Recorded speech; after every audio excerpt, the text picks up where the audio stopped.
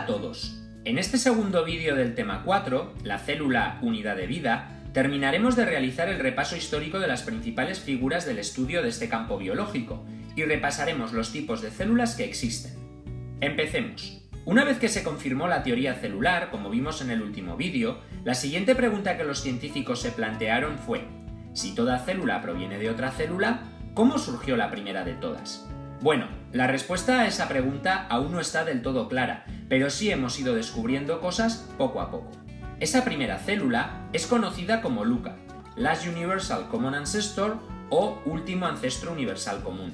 Hoy en día, no hay duda de que la vida en la Tierra es celular, pero hace 400 años aún había mucha gente que pensaba que los seres vivos surgían en la materia en descomposición por generación espontánea, es decir, a partir de lo que había en esa materia en descomposición, sin más. Pero otros científicos estaban convencidos de lo contrario y fueron realizando sencillos experimentos para comprobarlo. Uno de los más conocidos es el del médico italiano Francesco Redi, que colocó carne en dos botes cerrando uno de ellos. Pasados unos días, en los que las moscas revoloteaban en ambos recipientes, pudo comprobar que el que estaba abierto había desarrollado larvas de gusanos, mientras que el que permaneció cerrado no lo hizo. Si la vida surgiese por generación espontánea, ambos recipientes hubieran tenido gusanos, y esto no ocurrió. Redi consiguió demostrar que para que exista un ser vivo es necesario otro anterior, por lo menos a nivel de macroorganismo. Pero, ¿qué pasaba con los microorganismos? La cosa no era tan sencilla de resolver en tiempos de Redi.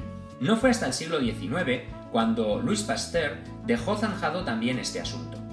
Colocó un caldo de cultivo en dos matraces iguales y dobló el cuello de ambos en forma de S.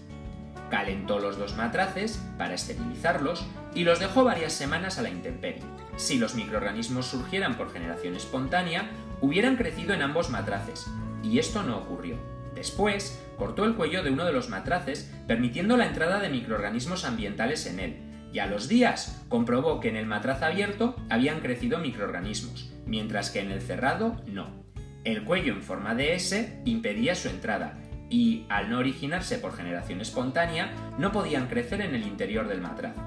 Con este sencillo experimento consiguió demostrar que los microorganismos necesitaban de otros previos para poder originarse.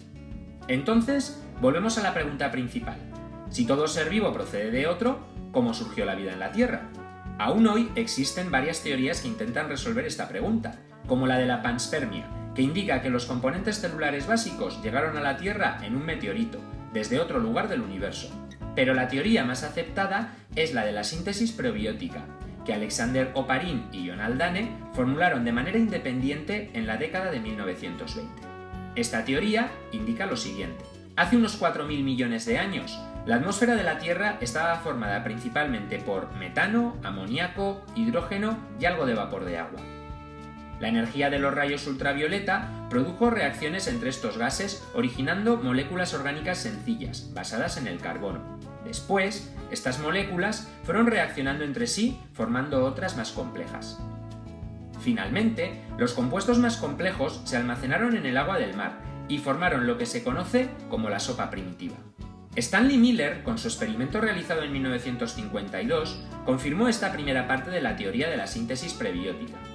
Lo que hizo fue introducir en un recipiente de vidrio esa mezcla de gases primitivos e hirvió el agua para forzar su circulación. En otra parte del circuito, sometió a la mezcla a descargas eléctricas y después destiló la mezcla para recogerla en otro recipiente. Al cabo de unos días, analizó el contenido del recipiente y encontró que se habían formado compuestos orgánicos. Según Oparin, estos compuestos se unieron después formando esferas huecas, a las que llamó coacervados, y una de esas moléculas, los ácidos nucleicos, fue capaz de hacer copias de sí misma para replicarse. Es en ese momento cuando habría surgido LUCA. Pero, aún hoy en día, hay grandes lagunas en toda esta segunda parte de la teoría, ya que no hemos conseguido ir más allá del experimento de Miller en un laboratorio. Por lo tanto, no podemos contestar aún a la pregunta sobre el origen del primer ser vivo. Habrá que seguir investigando.